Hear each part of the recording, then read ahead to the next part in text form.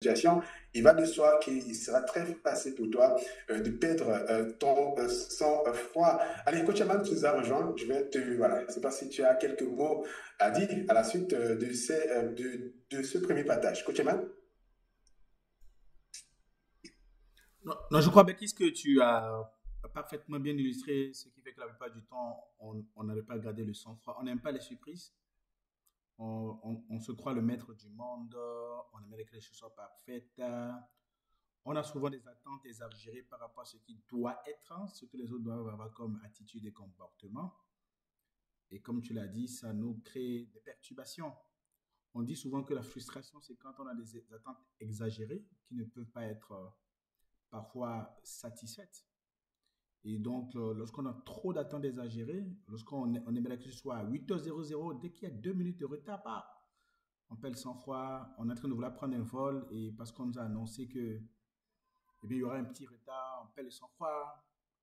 Tu vois, je ne sais pas si ça arrive à tout le monde, mais tu arrives, tu arrives d'un vol, tu es au bagage, tu dois récupérer ton bagage et parfois on stresse parce qu'on aimerait que ça aille plus vite et qu'on a l'impression que ça ne va pas au rythme auquel on le souhaite. Et puis on commence pas paniquer ou se frustrer pour dire, ah ben, tiens, ils ont compté ça, alors que le bagage va arriver bientôt. Donc cette impatience parfois peut nous amener donc du coup à perdre le sang-froid. Et pourtant, il n'y a pas encore péril dans la demain. Du moins, il faut laisser les choses courir. Il y a ce qu'on appelle le lâcher prise, ou tolérer que les choses sur leur cours normal et finissent donc du coup par rentrer dans l'ordre. Nous ne savons pas toujours le faire et ça peut nous amener souvent à perdre le sang-froid avec ici. Exactement. Exactement. Et c'est voilà, exactement comme tu l'as su dire, Coach Eman. Et bien sûr, c'est vrai que nous sommes en train d'avoir une classe digitale sur la maîtrise de soi. Et c'est qu'une mise en motion, hein, parce que voilà, il y a plusieurs parmi nous, on a vraiment ce défi-là. On a un défi de management on a des défis, on a des défis de gestion des relations avec les autres, de réussite avec les autres. Et pour nous, voilà, qui avons ce défi-là, si on veut vraiment réussir à s'auto-manager, réussir à maîtriser ses émotions. Nous avons un cours complet voilà, que nous avons rendu disponible pour vous. C'était vraiment, vraiment fini avec, voilà, en finir avec faire de ça une histoire du passé. Voilà. On a un cours complet dessus sur l'intelligence émotionnelle, la gestion des relations avec les autres que nous avons rendu disponible dès aujourd'hui. Vous pouvez commencer à suivre dès aujourd'hui. Voilà, c'est un cours que vous pouvez suivre en moins d'1h30. Voilà, vous allez pouvoir terminer les différents modules. On voit étape par étape, bien sûr, comment voilà, devenir la personne la plus sereine, la plus calme, la plus égale à soi-même, quel que soit le contexte, quelles que soient les situations et bien sûr, quelles que soient les personnes en face, quelles que soient les provocations que nous avons en face de nous. On mettra bien sûr également dans le chat le lien pour pouvoir accéder à ce cours-là, pouvoir savoir s'automanager, sortir de la fragilité, maîtriser ses émotions. Donc, c'est un cours que vous allez pouvoir suivre tranquillement, qui, comme j'ai tantôt, qui vient également avec un livre complet dont on mettra à votre disposition. Vous allez pouvoir télécharger le livre, vous allez pouvoir le lire tranquillement, que ce soit sur votre tablette, via votre smartphone ou via votre ordinateur. C'est le livre sur l'intelligence émotionnelle. C'est le livre le plus complet, voilà, que vous allez pouvoir suivre, le livre le plus complet, pratique, pragmatique, que vous allez lire sur l'intelligence émotionnelle. C'est pas des trucs copiés sur Internet, voilà, mis à côté. C'est vraiment quelque chose qui est partie du quotidien des dirigeants, des managers, des hommes et pères de famille, voilà, qui vivent des situations quotidiennes. Alors, on a décortiqué cela, simplifié cela pour pouvoir faire que vous puissiez vous approprier de toutes ces pratiques-là, ces approches qui vont simplement faire la différence dans votre vie et dans votre façon, bien sûr, de gérer le quotidien et de vous élever au-delà des challenges du quotidien. Vous allez suivre le cours, lire le livre, et vous avez également le test que vous allez pouvoir faire à la fin du module, et voilà, qui va vous challenger. Voilà, lorsque vous passez le test, et oui, vous avez votre certificat qui vous est rendu à la fin de ce test-là. Donc, on va mettre le lien. Et la bonne nouvelle, c'est que pour ceux d'entre nous qui sont connectés à cette session, comme c'est tantôt, on a plein de cadeaux, on a plein de choses assez inédites et assez exclusif dont nous souhaitons partager avec vous au travers de cette classe digitale. Vous allez pouvoir accéder à ça à seulement 11 999 francs CFA. On mettra le lien dans le chat. Hein.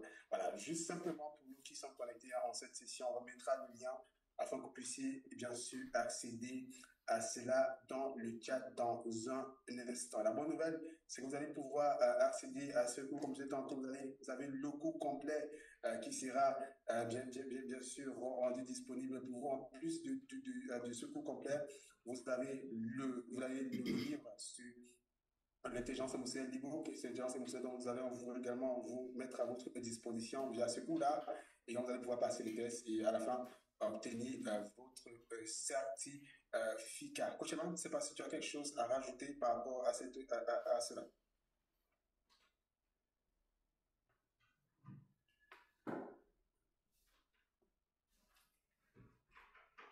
Becky, je ne te reçois pas, mais bon, juste pour dire effectivement à tous ceux qui suivent cette session, eh bien que c'est un cours que nous avons conçu spécialement pour vous permettre donc de pouvoir doper votre intelligence émotionnelle et gérer plus facilement vos relations avec les autres.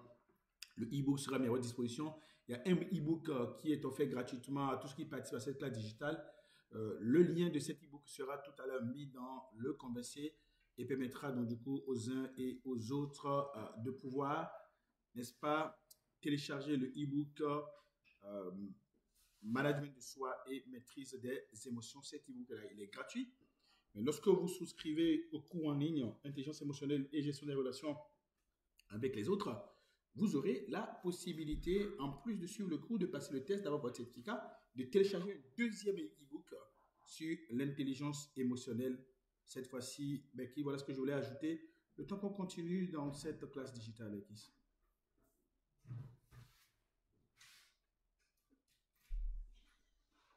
Magnifique. Allez, juste pour rappeler que voilà, je vais mettre rapidement le lien dans le chat.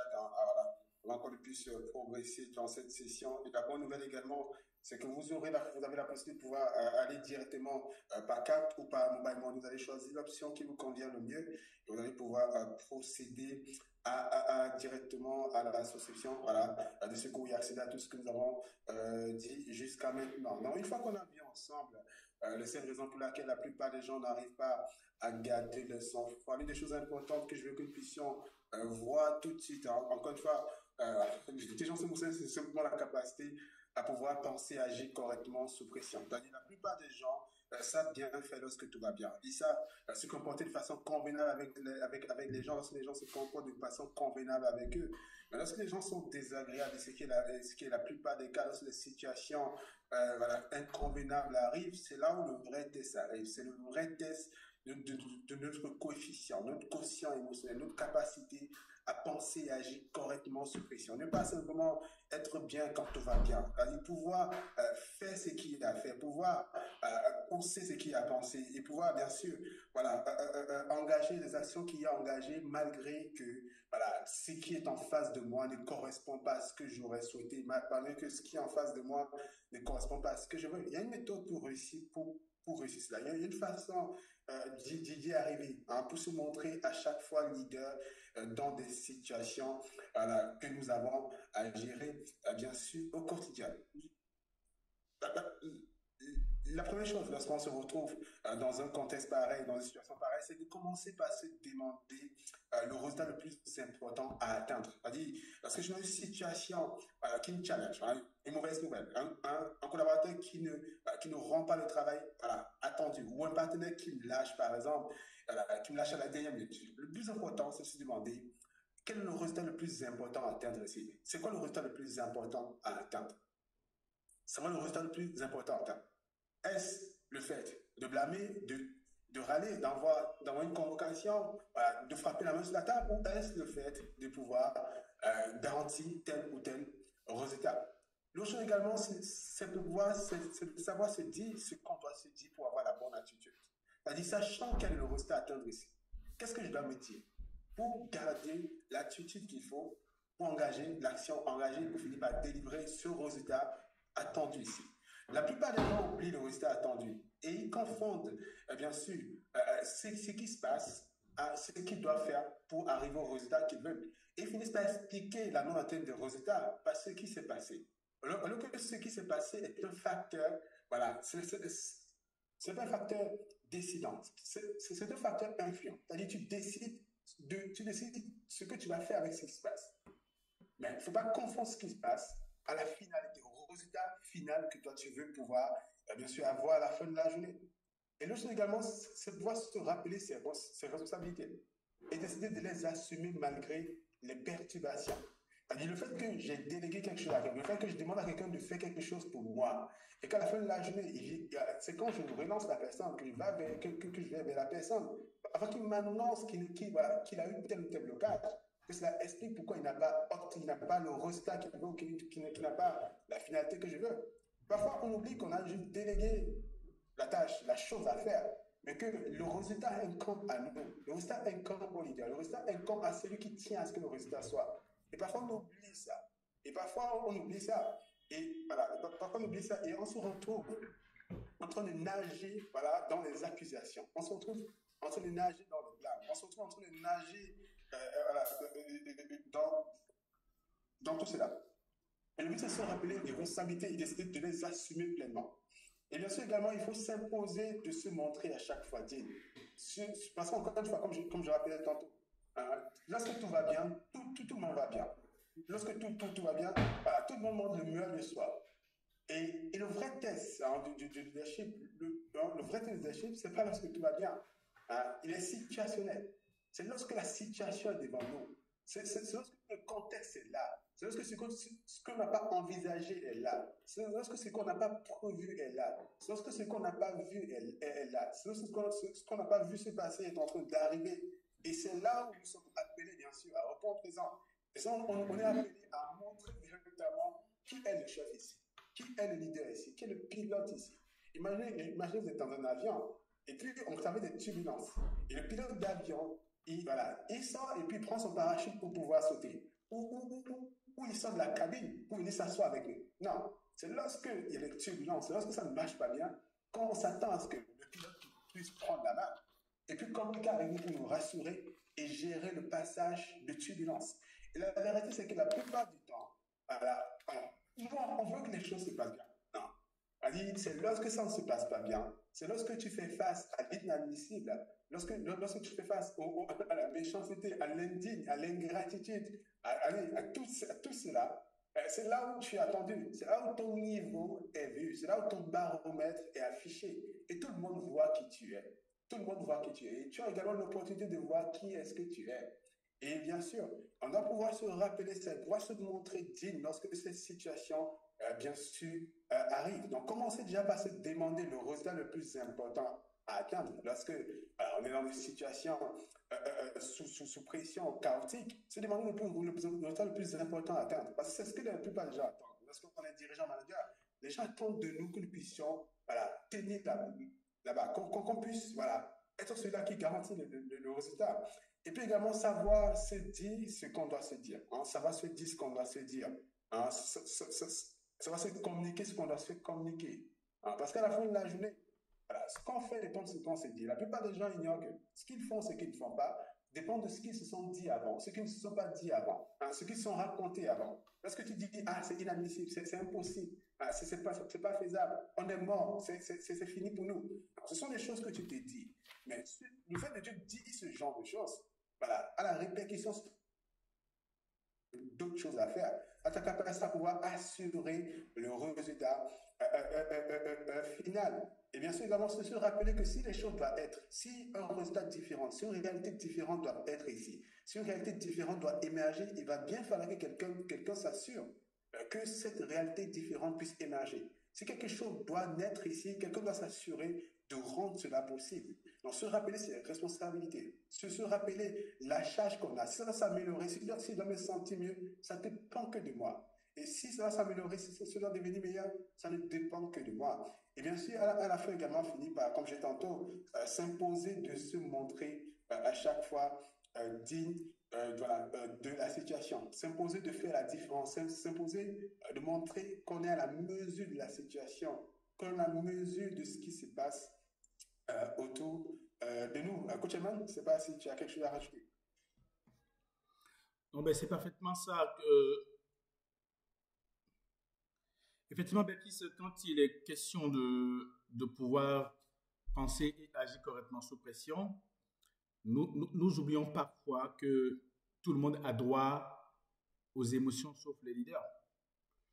Donc, le leader, quand la situation est complexe, lorsque la situation est tendue, il doit se montrer digne, comme tu l'as dit. Il doit se rappeler son devoir. Tout le monde se tourne vers lui pour dire, boss, qu'est-ce qu'il faut faire?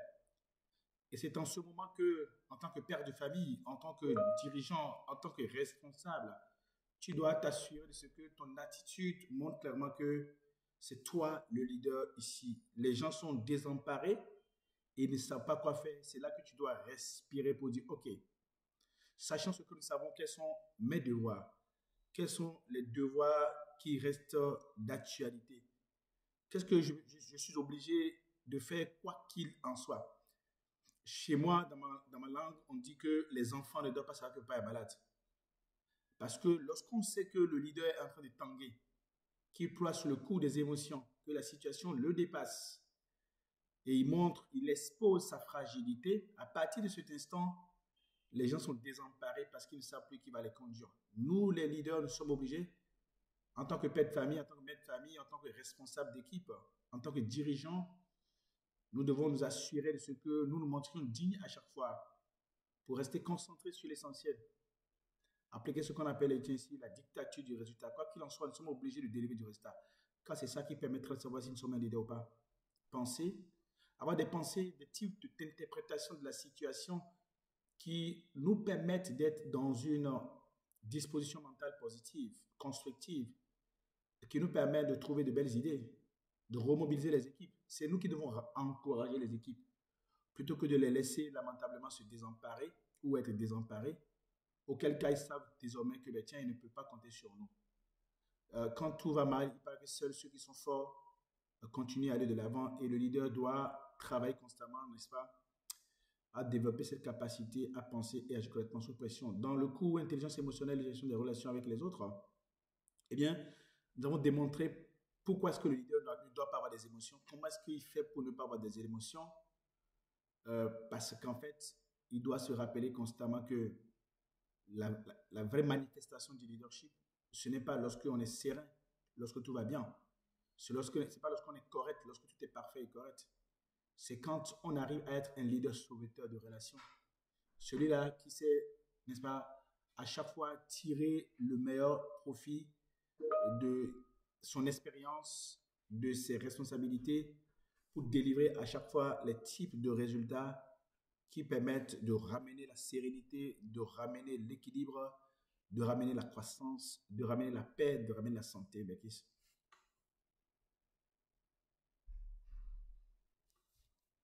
Exactement. Et la bonne nouvelle, c'est qu'il y a une formule derrière ça. Il y a une formule derrière ça. Nous avons résumé ça en une formule pour vous. Vous pouvez désormais capturer, filmer, hein, écrire cela quelque part, scotcher cela quelque part, l'avoir avec vous tout le temps. Vous vous rappelez que la maîtrise de soi répond à une formule et que si on arrive à l'appliquer, à l'implémenter à nous-mêmes, nous allons pouvoir, bien sûr, à chaque fois prendre de la hauteur là où la plupart des gens n'y arrivent pas. Et ce qu'on va faire tout de suite, c'est partager cette formule-là avec vous, la formule de la maîtrise de soi. Et cette formule est simple. Maîtrise de soi égale orientation au résultat. Comme je l'ai le coach Eman tantôt, plus action adéquate, moins le sentiment, moins l'émotion que nous mettons là-dedans. Et bien sûr, orientation au résultat ici, c'est de savoir très clairement quel est le résultat que je veux avoir. Quel est le résultat que je veux avoir à la fin de la journée, c'est-à-dire à la fin là. Quel est le résultat que je veux avoir. Ensuite, l'action adéquate revient à savoir exactement qu'est-ce que je dois faire pour obtenir ce résultat, sachant ce que je veux. Hein, qu'est-ce que je dois faire? Qu'est-ce que je dois faire? C'est-à-dire, pas qu'est-ce que j'ai envie de faire, pas qu'est-ce que je veux faire. Qu'est-ce que je dois faire sachant le résultat auquel je tiens? Parce que la plupart des gens oublient le résultat lorsqu'il y a une situation en phase 2, lorsqu'il y a une circonstance en phase 2, ils oublient le résultat. Ils oublient qu'il y a quelque chose qu'ils veulent. Ils oublient qu'ils sont levés le matin pour aller chercher quelque chose. Ils oublient qu'ils ont fait des promesses à eux-mêmes. Ils ont fait des promesses aux gens. Ils oublient ça. Ils se concentrent sur ce qu'ils ont envie de faire, ce qu'ils ressentent sur le moment, sans oublier qu'il y a un résultat qu'ils ont. Et voilà, ils oublient ça. Donc, orientation au résultat. action adéquate, qu'est-ce que je dois faire pour obtenir ce résultat? Et bien sûr, moins le sentiment, peu importe la façon dont je me sens, peu importe la façon dont je me sens, parce qu'à la fin de la journée, le sentiment, il est passager. Donc, comment tu peux baser ce que tu veux sur quelque chose qui est totalement passager, sur quelque chose qui peut changer d'un moment à l'autre, quelque chose qui peut changer d'une information ou pas. Et tu ne peux pas baser la construction de quelque chose sur quelque chose qui est totalement passager. Donc, c'est pour ça que la formule est très simple. Orientation résultat. Quel est le résultat que je veux avoir? Et bien sûr, action adéquate. Qu'est-ce que je dois faire pour obtenir ce résultat-là? Qu'est-ce que je dois m'obliger à faire? Si vous voulez que je dise ça, qu'est-ce que je dois m'obliger à faire?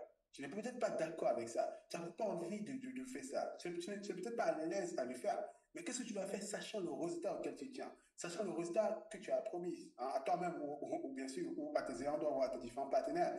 Et bien sûr, moi, le sentiment, ce que tu sens, ce que tu ressens, voilà, ce que les gens pensent ou ne pensent pas. Voilà, pour l'instant, on a un résultat qu'il faut, bien sûr, garantir. Et ceux qui ont ce niveau, cette capacité à prendre la hauteur à chaque fois, qui savent faire preuve de leadership, de maturité, d'élévation, de hauteur, c'est parce qu'ils savent appliquer cette formule de la maîtrise de soi qui est désormais disponible à nous tous connectés sur ça. C'est-à-dire, orientation au résultat. Qu'est-ce que je suis là? Pourquoi est-ce que je me suis réveillé ce matin? Pourquoi est-ce que je suis là au boulot là? Pourquoi est-ce que je me suis engagé dans cette relation? Et bien sûr, qu'est-ce que je dois faire pour obtenir ça, pour garantir ça? Et bien sûr, peu importe la façon dont je me sens. Et la bonne nouvelle, c'est que pour la plupart, on sait se battre. On sait parfois s'obliger. Notre défi, c'est vraiment la soustraction là. C'est-à-dire enlever les émotions là-dedans. Et c'est pour ça que nous avons l'habitude de dire à Chelsea que les émotions mettent les facultés en veilleuse. La plupart du temps, on n'arrive pas à processer, on n'arrive pas à analyser. Et bien sûr, on n'arrive pas à s'engager pleinement, simplement parce qu'on nage, on navigue dans comment on se sent. Comment on se sent, dans les opinions qu'on a, dans les sentiments qu'on a, ou dans ce que les gens pensent ou ne pensent pas. Donc, à la fin de la journée, seul le résultat met tout le monde d'accord. Alors, sachant que seul le résultat met tout le monde d'accord, et que seul le résultat me donnera la légitimité, la crédibilité, et bien sûr, ce que nous recherchons tous à la fin de la journée, pourquoi perdre mon temps sur quelque chose qui est simplement, bien sûr, passager. Donc, c'est très important pour nous de pouvoir nous approprier cette formule-là, l'avoir avec nous, peut-être sur des post-it, peut-être mémoriser cela mentalement, pour savoir que désormais, j'ai la possibilité d'avoir le contrôle, quelles qu'en soient les circonstances, quelles qu'en soient les événements, quelles qu'en soient les perturbations, quelle qu'en soit la complexité en face de moi, de savoir que j'ai la possibilité face à la situation, face à cette formule désormais. J'ai la formule, j'ai la formule, j'ai la clé pour pouvoir à chaque fois avoir cette maîtrise de soi, garder mon sang-froid, avoir de la hauteur, quelle que soit la situation, bien sûr, que j'ai en face de moi. Prochainement, si tu as quelque chose par rapport à la formule? Absolument, absolument. En fait, effectivement, le défi majeur avec cette formule, c'est que lorsqu'on est dans une situation, la plupart des gens sont beaucoup plus intéressés et attachés à comment ils se sentent. Moi, l'une des choses que j'ai l'habitude de faire, c'est que je me dis, OK, je vais atteindre la maîtrise de soi. Je vais maîtriser la situation. Ce qui veut dire que je dois rester en mesure de produire du résultat. Et pendant ce temps, il y a des actions que je dois engager. Donc, ce qui se passe, c'est très simple là. Je vois que quelqu'un devait agir et qui n'a pas fait son travail. Donc, je me sens trahi, je me sens déçu par le fait que la personne n'a pas été à la hauteur. Je vois que quelqu'un tente de me mettre les bâtons dans les roues. Et je me sens déçu par, ou frustré parfois, amer, ou je tente d'être dans la victimisation, par exemple. Et donc, il est de ma responsabilité de dire que tout ça, ça n'a pas d'importance. Le fait que l'autre a mal fait, le fait que je ne me sens pas bien, n'a pas d'importance. Ce qui importe ici, c'est de me dire, OK, sachant que les autres n'ont pas fait ce qu'ils doivent faire, qu'est-ce que moi je dois faire? Sachant que je dois obtenir des résultats, malgré le fait que les autres ont été défaillants et que je ne me sens pas bien. Donc, comme tu l'as dit, j'enlève la façon dont je me sens de l'équation. Lorsqu'on veut atteindre la maîtrise de soi, il ne faut pas du tout alors accorder de l'importance à comment on se sent. Comme on dit à Chelsea, c'est le jardin qu'on arrose qui pousse. C'est le jardin qu'on arrose qui pousse. La question importante pour moi ici est de savoir, est-ce que je vais, n'est-ce pas, arroser le jardin de mes résultats, de l'orientation résultat? Est-ce que je vais me concentrer sur les résultats que je dois produire et les actions que je dois engager? ou bien je vais me concentrer sur comment je me sens. À partir du moment où je comprends que c'est là où on se concentre, c'est là où l'énergie va et c'est là où les résultats apparaissent. Si je me concentre sur comment je me sens, eh bien, je vais perdre le contrôle de mes émotions. En revanche, si je me concentre sur les résultats que je vais avoir, comme tu l'as dit, et les actions que je dois engager absolument, je prends de la hauteur et j'atteins la maîtrise de soi. Donc, normalement, tous ceux qui suivent cette classe digitale doivent sortir d'ici en se disant, pourquoi est-ce que je n'ai pas la maîtrise de soi? Je n'ai pas la maîtrise de soi parce que j'accorde plus d'importance à comment je me sens qu'à quel est le résultat que je vais avoir et qu'est-ce que je dois faire pour obtenir ce résultat. Celui qui se concentre, parce que on peut pas, la dualité de concentration n'est pas possible. La dualité de concentration n'est pas possible.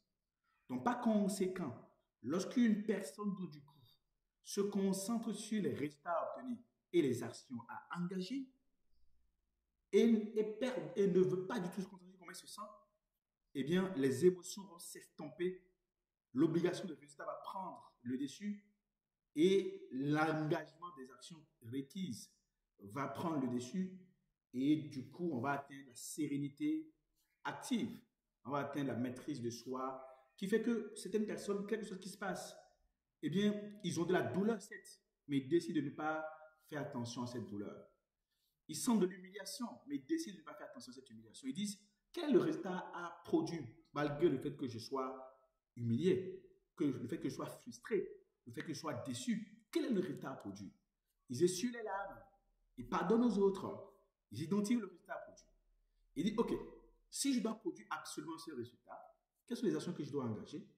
Ils essuient à nouveau les larmes, ils pardonnent aux autres, ils laissent tomber leur frustration, leur douleur, ils serrent les dents et ils engagent l'action. On pense qu'ils sont géniaux ou bien extraordinaires, mais non, ils appliquent cette méthode-là, à savoir ne jamais prêter trop d'attention à comment on se sent et se demander quel est le résultat que je vais atteindre et quelles sont les actions adéquates pour y arriver, peu importe, donc, soustraction de mes sentiments personnels.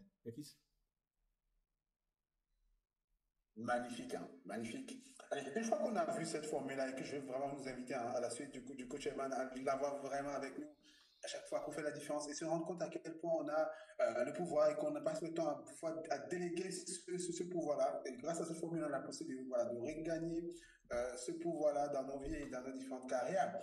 Une des choses que je veux qu'on puisse voir tout de suite, c'est voir ensemble les 4 exercices qui vont vous permettre de faire à chaque fois la preuve d'attitude supérieure dans toutes les situations. C'est l'exercice qu'il faut faire à chaque fois, devant les situations, devant les contraintes, devant la complexité, devant le chaos, devant les activités, devant tout ce qu'on a à gérer, qui sont voilà, qui veulent voler notre paix, qui veulent voler notre sérénité, hein, qui veulent voler notre hauteur. On va voir ensemble, il y a des exercices rapidement à faire. On a déjà eu l'opportunité de pouvoir de mentionner quelques-uns de ces exercices-là. Coach Eman, je ne sais pas si tu veux partager ces exercices-là avec nous. Super, merci beaucoup, Bekis, de me donner la parole. Effectivement, la première des choses, c'est la concentration sur la solution. La plupart des gens, quand il y a une situation, ils perdent le pouvoir. Pourquoi? Ils perdent le pouvoir parce qu'en réalité, au lieu de se demander comment on règle ça, ils posent la question de savoir qui a fait ça. Or, par principe, lorsqu'on assume, on est serein, mais quand on accuse, on perd le contrôle de ses émotions et on devient très émotif, on devient très sentimental. La question est de savoir comment faire pour ne pas chercher l'accusé ou ne pas se concentrer sur qui a mal fait. Ou bien lorsque peut-être j'essaie de me concentrer sur la solution, je vois qu'en fait, je pense constamment à mon époux qui n'a pas été à la hauteur, à mes parents qui m'ont marginalisé, martyrisé pendant mon enfance, ou bien, on va dire, la marâtre ou la belle-mère qui m'a déçu, etc. Des gens qui ne m'ont pas donné le visa, la bourse qu'on m'a refusée, etc., etc. Donc, lorsque je n'arrive pas à être très orienté résultat, je n'arrive pas à prendre de la hauteur, l'une des choses que j'ai appris de faire, c'est d'utiliser la méthode des circonstances atténuantes. Peut-être qu'au moment où il devait le faire, il ne savait pas que c'était important pour moi. Tu vois, peut-être que tu as donné travail à une personne, la personne a traîné et ça t'a fait perdre une opportunité. Tu peux lui trouver une circonstance atténuante et cette circonstance atténuante va faire que ton animosité, ta frustration va s'atténuer. Tu comprends avec moi que lorsque ton animosité, ta frustration va s'atténuer, eh bien, tu vas avoir un meilleur contrôle de tes émotions. La deuxième méthode, c'est la méthode de la normalité constante. Eh bien, parfois, c'est nous qui sommes surpris de constater que certaines personnes ont des attitudes données. C'est peut-être parce que nous attendons trop d'eux ou d'elles. Nous pensons qu'ils allaient avoir une attitude extraordinaire. Mais une question importante que je voulais vous poser, ou c'était une question que j'allais poser, c'est de savoir, est-ce que c'est normal qu'un enfant commette des enfantillages? Est-ce que c'est normal qu'un enfant commette des enfantillages? Si oui, pourquoi est-ce que nous perdons le sang-froid? Pourquoi est-ce que nous nous énervons quand un enfant commet des enfantillages? Si un enfant ne commet pas des enfantillages, qu'est-ce qu'il ferait? N'est-il pas normal qu'un enfant commette des enfantillages? N'est-il pas normal qu'un enfant casse des verres? N'est-il pas normal que vous venez de porter un t-shirt blanc à un enfant et vous lui avez donné entre-temps du lait caillé, vous lui avez donné entre-temps du yaourt, vous lui avez donné entre-temps du chocolat et il vient de salir son beau t-shirt Nike que vous avez payé à 50 000 francs, eh bien, avec du chocolat. Parce que c'est un enfant. L'enfant a le droit de s'amuser, l'enfant a le droit aux enfantillages. Mais pourquoi s'énerver face à un enfant qui a des enfantillages? Est-ce que c'est normal qu'un menteur mente? Parfois, nous sommes très énervés de découvrir qu'une personne a menti. Ok. Le défi, c'est très simple. C'est nous qui découvrons que c'est un menteur. Non. Et donc, nous découvrons, ah, mais tiens, je ne savais pas qu'il était un menteur. Ah, là, il a menti, là. Donc, c'est normal qu'il mente. Ok. Donc, peut-être qu'il mentait avant. Donc, il n'y a rien d'extraordinaire ici. Il n'y a pas à s'émouvoir ici parce qu'en fait, on est dans la normalité ici. Est-ce que c'est normal, par exemple, qu'un juif ou bien Babileke ou bien Yoruba ou bien Nadja ou bien Baobab ou bien, on va dire quoi, un Djoula ou bien Salafoulé aiment l'argent? Si la réponse est oui, ben, normalement, tu ne vas pas dire que les grands commerçants, ils aiment l'argent, n'est-ce pas? Et les ethnies de commerçants, ce n'est pas de l'ethnocentrisme, hein, de commerçants ont cette tendance, on va dire quoi, à aimer l'argent. Donc, si un commerçant aime l'argent, fais attention à la petite monnaie de 2 francs, à la petite monnaie de 1000 francs. Et tu vois que ben, tiens, c'est un commerçant, c'est normal, n'est-ce pas? Donc, tu n'as pas à t'offusquer particulièrement. Mais est-ce que c'est normal qu'une personne qui est frustrée se rebelle? Est-ce que c'est normal qu'une personne qui est frustrée, eh bien, sabote le travail? Bah ouais. Donc, du coup, si une personne sabote le travail, tu vas te poser la question plutôt de savoir, qu'est-ce qui ne va pas avec lui? N'a-t-il pas de frustration par hasard? Si oui, tu n'es pas étonné, n'est-ce pas? Je parlais avec une personne en pleine séance de coaching hier qui m'a dit, mais je t'ai dit que telle personne a fait telle chose et apparemment ça ne te dit rien. Je dis, mais écoute, qu'est-ce que tu veux que j'attende d'une personne qui est psychopathe que le fait qu'elle commet des psychopathies? Donc, du coup, tu viens de me dire que la personne a eu un comportement de psychopathe. Oh, je sais que la personne est psychopathe. Donc, ça ne me surprend pas. Et donc, je suis resté stoïque, sans émotion. Donc, vous voyez qu'à partir du moment où vous appliquez la méthode de la normalité constante, eh bien, les émotions ne vont plus, n'est-ce pas, prendre le dessus. Et vous voyez un petit peu. C'est parce qu'en fait, nous disons, c'est inadmissible, c'est anormal, c'est intolérable, ce n'est pas possible. C'est parce qu'on dit ça qu'on peine sans froid. Quand on dit c'est normal, venant de lui, ça ne me surprend pas. Et on sourit. Et on est stoïque. Et les autres comprennent. Et c'est tout ce que tu as dit. Bah ouais. Qu'est-ce que tu veux que je dise? Le gars, il est comme ça. Qu'est-ce qui te surprend dans ce qu'il fait? Il a fait il y a 5 ans. La dernière fois, il a fait. On s'est énervé la première fois. Pourquoi tu veux que je m'énerve encore une fois? Il dit, bah ouais, oui, c'est une façon de voir les choses. Mais toi, tu tout le temps voir les choses de façon positive. Non, je ne vois pas les choses de façon positive. Je suis en train de faire de l'interprétation profitable. Je suis en train de faire de l'interprétation créative, qui est l'une des méthodes d'ailleurs que vous allez voir, qu'on a travaillé là-dessus pour vous dans le cours Intelligence émotionnelle, gestion des relations avec les autres. L'autre méthode, c'est le processing et l'analyse stratégique pour se concentrer sur le plan d'action.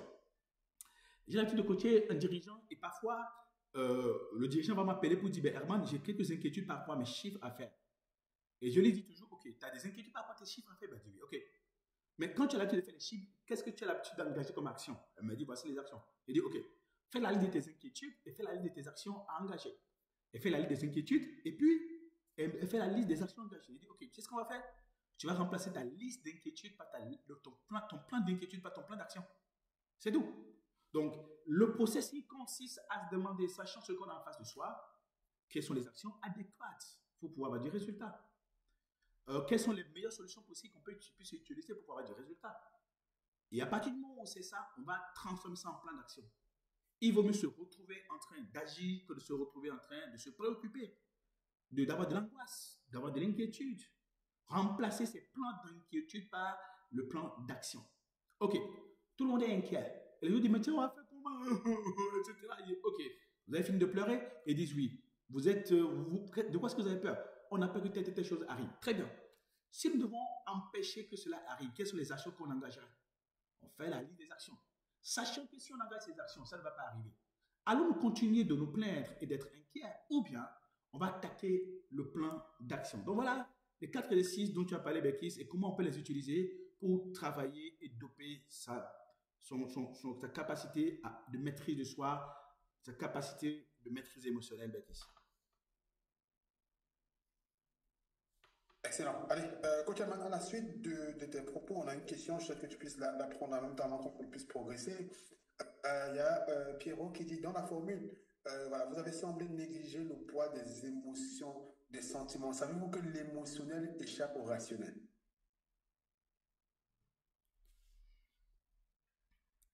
Si tu veux revenir sur la formule Bekis. Je le fais tout de suite. Non, je voulais rappeler quelque chose de très important à notre cher ami qui a posé la question. Le principe est très simple. Hein. Le principe est très simple. Alors, il paraît qu'il y a des défis de connexion. Je ne sais pas si c'est chez nous ou bien c'est à la réception de JBB.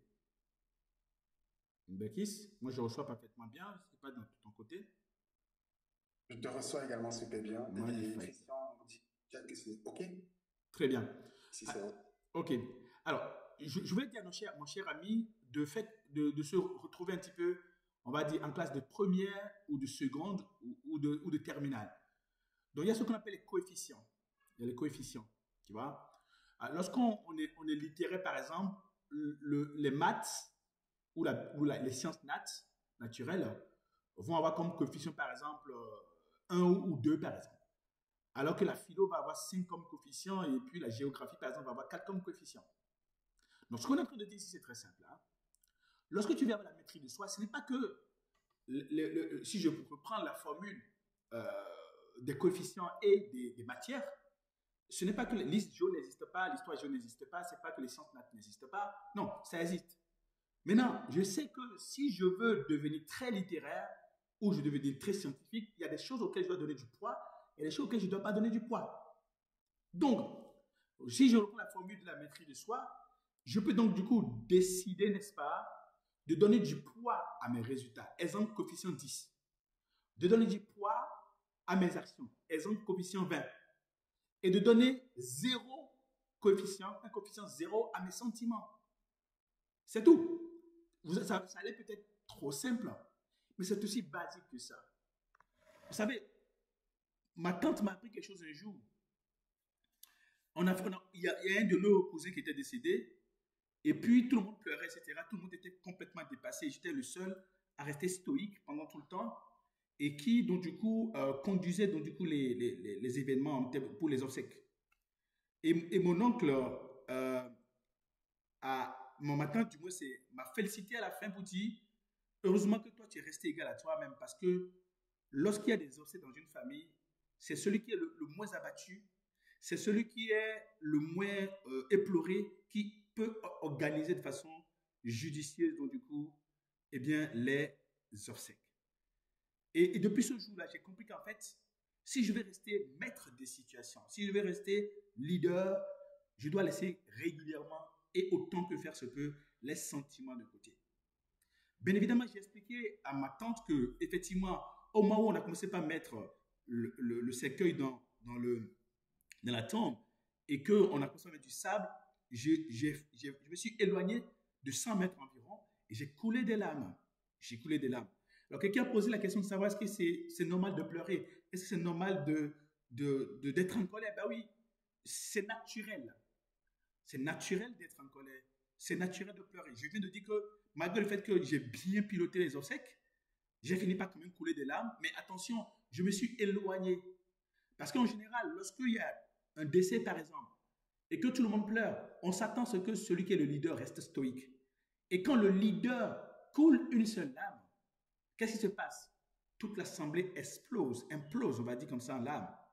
Donc, malgré le fait que j'ai des sentiments et des émotions, je dois savoir que, tiens, ici, on doit redonner de l'espoir à la famille. On doit savoir que le décès de telle personne n'est pas la fin des choses. Et donc, et c'est la première personne qui doit montrer l'exemple, c'est moi, pour garder la famille sereine, pour garder la famille concentrée sur le futur. Parce que, comme on le dit, quel que soit ce qui arrive, la vie doit continuer. Le passé, le passé, la vie doit continuer. Donc, et c'est ça, c'est une question de leadership ici. Si nous ne parlons pas de besoin de produire des résultats, si nous ne parlons pas de capacité à continuer d'engager les actions pour produire des résultats, on ne parlerait pas de maîtrise émotionnelle. En revanche, n'est-ce pas, je reconnais que oui, on a des sentiments. Même moi, j'ai des sentiments. Je peux être sincère avec vous. Il m'est arrivé la dernière fois à l'aéroport de Brazzaville, eh bien, de perdre mon sang-froid. Ça fait peut-être très longtemps que cela m'est arrivé. C'est arrivé, on va dire, on était parti faire les Sales Growth Days et j'ai tout simplement perdu mon sang-froid. Pourquoi? Parce que tout simplement, j'ai pas beaucoup dormi, j'étais pressé. D'habitude, quand celui qui est en train d'enregistrer mes bagages dit quelque chose, j'ai l'habitude de répondre par de l'ironie, etc. Mais ce jour-là, qu'est-ce qui s'est passé? Et je suis sorti de mes gonds. Ça arrive. Je ne dis pas que c'est validé, mais ça arrive. OK? C'est arrivé pourquoi? Parce que j'ai oublié qui je suis. C'est arrivé pourquoi? Parce que je me suis beaucoup plus concentré sur l'attitude, entre guillemets, selon moi, désobligeante de la personne qui est en face de moi, plutôt que de me demander, en tant que leader, quelle attitude que je dois avoir. Mais vous savez ce qui s'est passé? Eh bien, pendant que j'ai fini d'enregistrer mes bagages, j'ai retrouvé dans la file et en business class le DG de EcoBank Congo-Brazza. Et je me suis posé la question, oh mon Dieu, j'espère qu'il ne m'a pas vu. Vous voyez, est-ce que c'était normal que je pète les câbles? Parce que cette dame, franchement, j'avais l'impression qu'elle n'avait pas envie de faire son travail et elle me négligeait d'une manière incroyable. Et moi qui avais tellement sommeil, ceux qui ont l'habitude de prendre un vol Air Côte d'Ivoire à l'époque, à partir de Brazza, vous savez comment ça se passe? Il faut être à l'aéroport très tôt le matin et on a très mal à la tête. Tu vois ce que je veux dire un peu? Alors, c'est mes excuses de con, comme on dit à HNC. Mais j'ai complètement oublié qu'il y a le devoir de montrer l'exemple. Et quand j'ai vu après le DG de EcoBank Congo-Brazza en train de rentrer dans l'avion avec moi, il dit, oh mon Dieu, j'espère qu'il ne m'a pas vu. Bah, si il t'a vu, il t'a vu. Donc, et c'est pas parce que tu n'as pas le droit d'avoir des sentiments, d'avoir des émotions, de te mettre en colère, mais c'est parce que tu es un leader. Dans mon cas, je suis coach de dirigeant. Je ne peux pas faire ça. Est-ce que vous comprenez ce que je dis un petit peu? Ça arrive, mais ça ne doit pas arriver. Parce que imaginons que le gars il veut me donner des contrats pour que j'aide ses collaborateurs à gérer la relation client, à gérer les situations tendues, et il voit que je réagis comme ça, bah, je suis plus la bonne personne. D'accord? Est-ce qu'une situation suffit pour dire qu'une personne est nulle? Bah oui, ça peut arriver. En tout cas, certaines personnes ont le droit de faire des choses comme ça. Donc, je dois constamment, comme on dit à HSC, avoir le devoir de la mission. Le devoir de la mission. Pourquoi le leader ne doit pas avoir des émotions? C'est à cause du devoir de la mission. Est-ce que c'est normal que les émotions arrivent? Bah ouais. Je vous ai donné 2 situations où j'ai été solide pour piloter les obstacles, mais j'ai fini par couler les larmes quand même, mais en me cachant, parce que les enfants ne doivent pas savoir que papa est malade. J'ai donné une autre situation où j'ai craqué. Alors, je précise que je suis venu demander pardon après, m'excuser. Je me suis même moqué de moi-même. Mais quoi, entre-temps, j'ai flanché. Est-ce que vous voyez un petit peu? C'est normal que les émotions prennent le dessus, mais le leader, c'est pas normal qu'il se permette de tomber dans les émotions, Bekis. Il y a d'autres questions apparemment? Oui, il y a peut-être une ou deux questions complémentaires au point que tu es en train de gérer actuellement. Il y a une question de Tidiane qui dit, est-ce normal de s'écarter pendant un à 2 jours, voilà, s'enfermer seul avant de se retrouver après? Absolument. Le prophète Mahomet, que la paix et la bénédiction de Dieu soient sur lui, dit que lorsque vous êtes debout et que vous êtes fâché ou en colère, asseyez-vous. Et lorsque vous êtes assis et que vous êtes toujours en colère, couchez-vous. Et si vous êtes en colère et que vous êtes toujours énervé, allez faire les ablutions. On appelle ça le changement de fréquence. Donc, par exemple, eh bien, moi, on m'a appris, et je suis sûr que dans la sagesse de nos familles, on nous a appris ça. On nous a appris que lorsqu'on est énervé, il ne faut pas ouvrir la bouche. Il ne faut pas ouvrir la bouche lorsqu'on est énervé. Donc, de la même manière, lorsque moi je suis énervé, ça m'arrive, je préfère vous dire la vérité, mais il y a la différence entre s'énerver intérieurement et l'extérioriser. Il y a la différence entre extérioriser l'énervement et perdre de vue la conciliation, la paix nécessaire, la constructivité nécessaire pour continuer à garantir le résultat. Donc, à partir de cet instant, eh bien, je peux changer de fréquence. OK? Par exemple, il m'arrive d'être en train de coacher un collaborateur. Je suis en train de le coacher et puis j'en arrive à l'exaspération. Quand j'arrive à l'exaspération, pour ne pas avoir dit des paroles blessantes, pour ne pas crier, pour ne pas avoir, n'est-ce pas, perdre le contrôle, je vais faire un pas en arrière. On appelle ça prendre du recul. Donc, ce que vous appelez sans faire pendant 2 ou 3 jours, et puis voilà, pour ne pas extérioriser, parce que parfois, le leader, il a une puissance spirituelle qui fait que les choses qu'il va dire peuvent être très, en guillemets, maléfiques. Il doit la fermer. Il ne doit pas dire quoi que ce soit quand il est énervé. Il doit changer de fréquence. Il doit changer de posture. Il peut faire une retraite, comme l'avait dit. Il peut même faire parfois une mise en quarantaine, le temps de respirer. Chez moi, par exemple, lorsqu'on veut annoncer un décès à une personne, qu'est-ce qu'on fait? On lui donne de l'eau à boire et on dit à la personne de respirer. On lui demande de s'asseoir et on lui annonce l'événement. Parfois même, on n'a même pas besoin de lui annoncer l'événement. Il pose juste la question de savoir si c'est telle personne. On lui dit oui. Et puis il dit, j'ai compris. Et il respire à nouveau. Pourquoi? Parce que les enfants ne doivent pas savoir que papa est malade. Les leaders, même s'ils peuvent tomber dans les émotions, ils doivent prendre du recul, ils doivent trop prendre sur eux-mêmes, respirer et dire, j'ai compris, je vous reviens. Ok, qu'est-ce qui s'est-il passé? Ok, très bien, je vais vous rappeler. C'est tout. Donc, il ne doit pas extérioriser ses émotions. Le fait de respirer, c'est une façon de prendre du recul. Le fait de faire une retraite, c'est une façon de prendre du recul. Et vous avez bien fait de le dire, prendre du recul est une méthode extraordinaire pour devenir maître de ses émotions. Bekis?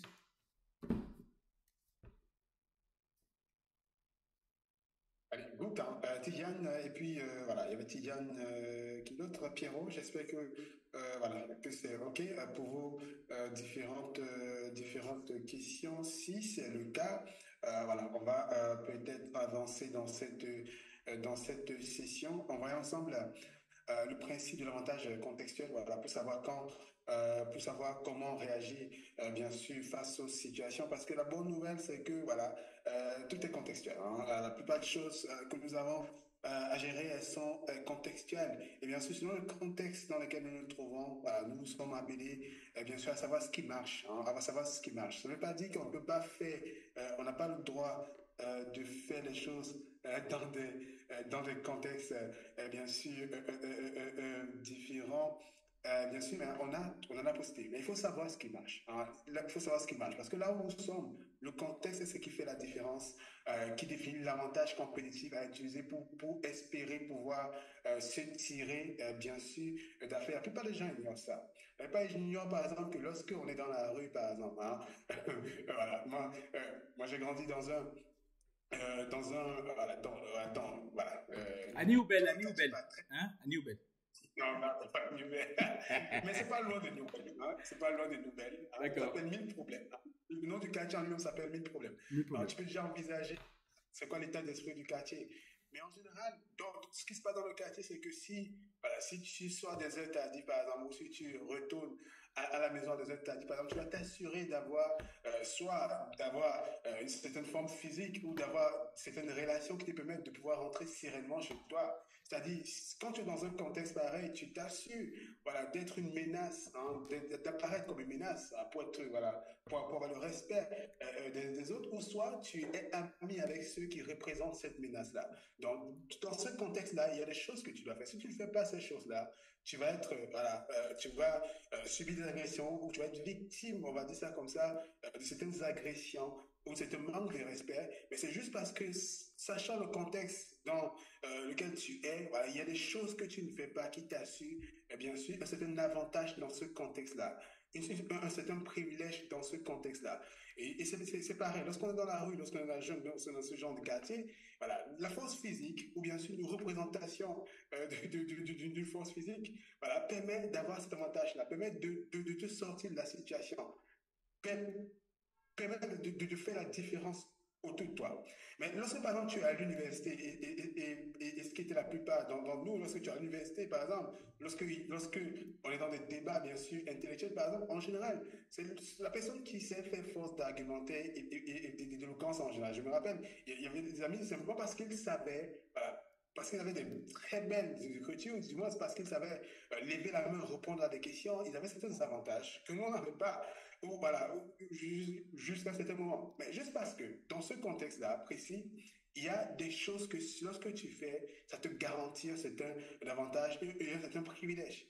Mais la vérité et la bonne nouvelle, je ne sais pas si c'est une bonne ou moins bonne nouvelle, mais voilà, c'est que lorsqu'on est dans la vie ou lorsqu'on a des affaires en général, ce qui donne le pouvoir, ce qui donne l'avantage, là où la plupart des gens ont du mal, du mal, ce sont les résultats et la capacité de délivrer les résultats. Et c'est ça qui donne le pouvoir, ça qui donne, voilà, ça qui donne la crédibilité. La plupart des gens se retrouvent en train d'appliquer ou de vous ramener à d'autres avantages qui n'ont rien à voir avec le contexte dans lequel ils sont.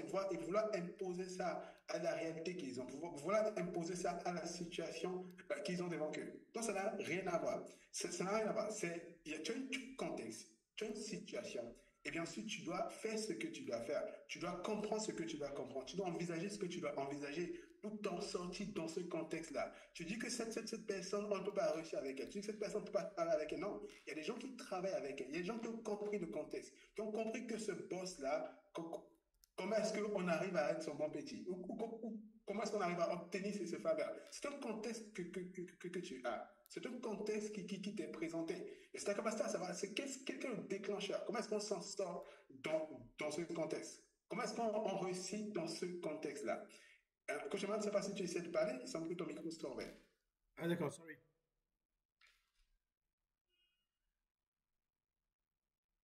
Comment est-ce qu'on réussit dans ce contexte-là? Et la vérité, c'est que la plupart du temps, on passe le temps à se plaindre, on passe le temps à se positionner en victime des contextes, des situations, des réalités, sans se demander. Il y a des gens, par exemple, qui disent, voilà, puisque je suis d'accord au Sénégal actuellement, il y a des gens qui vont dire, ah, lorsque Macky Sall était par exemple là, qui vont dire, ah, le pays ne va pas, ou voilà, rien ne va au Sénégal.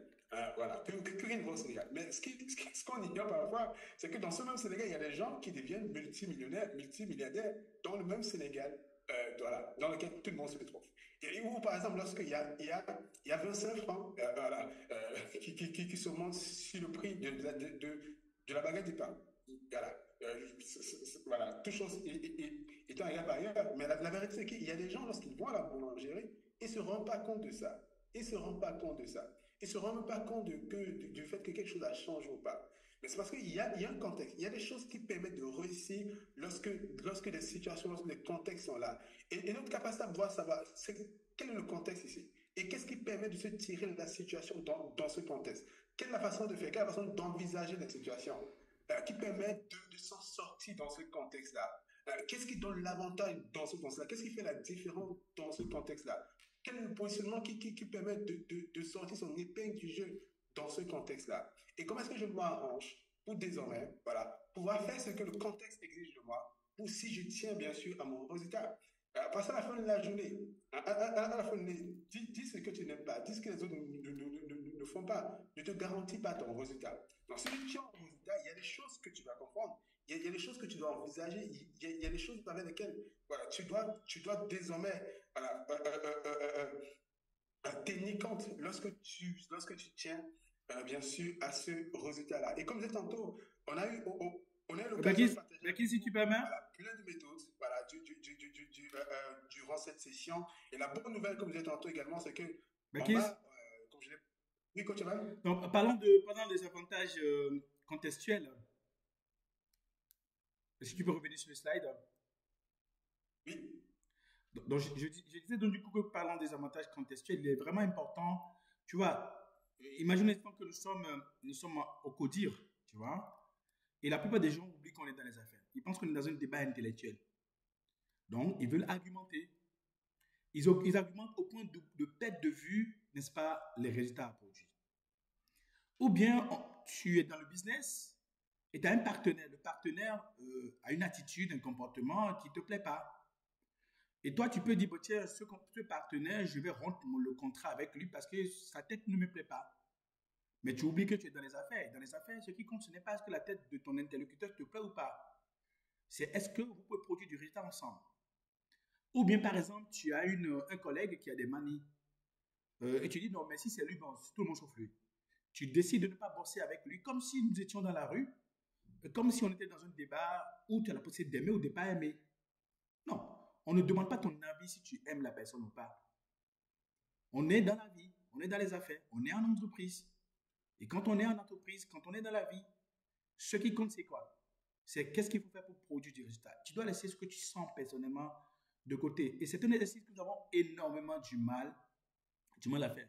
L'une des plus belles choses qui m'arrive, moi, c'est de me retrouver, à me réconcilier envers ou avec mes anciens partenaires ou collègues ou collaborateurs qui peut-être sont souvent partis dans des conditions terribles et qui plus tard, je me rends compte, en fait, tiens, on a perdu du temps pour rien parce qu'en fait, il s'agissait tout simplement de voir le plus important, les résultats produits. C'est pour cela que, dans la mesure du possible, quand je dois me séparer avec une personne, je m'assure que ce soit la meilleure séparation possible. Je m'assure de ce que je donne le meilleur de moi-même dans cette relation.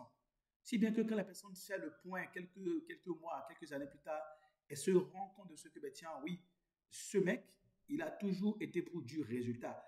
Et c'est la dictature du résultat. Fais ce qu'on doit faire. Que cela nous plaise ou pas, qu'on se sente bien ou pas. C'est ça qui permet de développer le leadership émotionnel. C'est ça qui permet de maîtriser ses émotions. On ne te demande pas comment tu te sens. On te demande quel est le résultat auquel tu tiens. C'est tout. Est-ce que tu veux produire du résultat? Oui. OK. Tu n'aimes pas les bamileke? Bah ouais. OK. On fait simple. Écoute, la seule personne pour là, tout de suite, qui va te permettre d'avoir du résultat, c'est un bamileke. On fait comment? Tu n'aimes pas les juifs? Non. OK. Mais là, la seule personne qui peut te financer là, ou te livrer le produit là, c'est un juif. On fait comment? Ah, toi, tu dis que tu n'aimes pas les CRR. OK. Tu n'aimes pas, ou bien tu n'aimes pas les dollars. OK, pas de challenge. Ou bien tu n'aimes pas les mancagnes. Très bien. Mais la seule personne qui peut t'aider là tout de suite, là, c'est un mancagne. On fait comment? Ou bien tu dis tu n'aimes pas les Adias. Tu n'as pas besoin d'aimer ou pas aimer. Tu n'as pas besoin d'être à l'aise ou pas à l'aise. On ne te demande pas comment tu te sens. On ne demande pas tes émotions ici. On ne demande pas est-ce que tu es prêt, est-ce que tu as envie ou pas. On te demande est-ce que tu veux le résultat. Et à partir du moment où tu appliques la dictature du résultat, c'est vraiment simple de produire du résultat dans n'importe quel contexte, Bekis.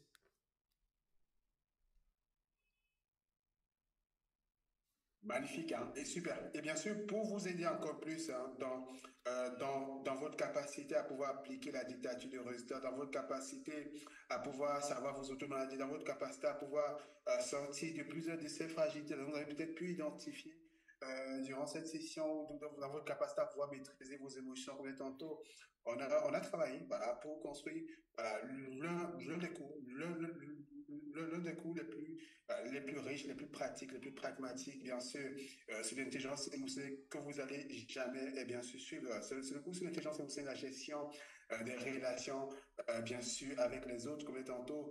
C'est un cours en plusieurs parties, donc vous allez pouvoir suivre tranquillement dès maintenant, voilà, dès ce soir, que ce soit depuis votre téléphone, depuis votre tablette, depuis votre ordinateur, vous allez pouvoir tranquillement suivre le cours de bout en bout. On va revenir sur plein de choses dont on a eu à parler durant cette session, voilà, avec beaucoup plus d'exemples, beaucoup plus de contexte, voilà, avec beaucoup plus d'outils pratiques, d'étapes simples à suivre, de transformations simples à pouvoir installer et instaurer dans votre vie et dans votre quotidien. La bonne nouvelle également, c'est que en plus du coup, on a mis à votre disposition voilà, le livre, le e-book Intelligence émotionnelle, voilà, écrit par le coach Eman et par le coach Samson Kapo et le coach Roland, voilà, qu'on a mis à votre disposition, voilà, pour que vous puissiez véritablement également réussir à joindre cela, voilà, et bien sûr également vous allez pouvoir suivre le cours tranquillement, passer le test et, voilà, et pouvoir obtenir votre certificat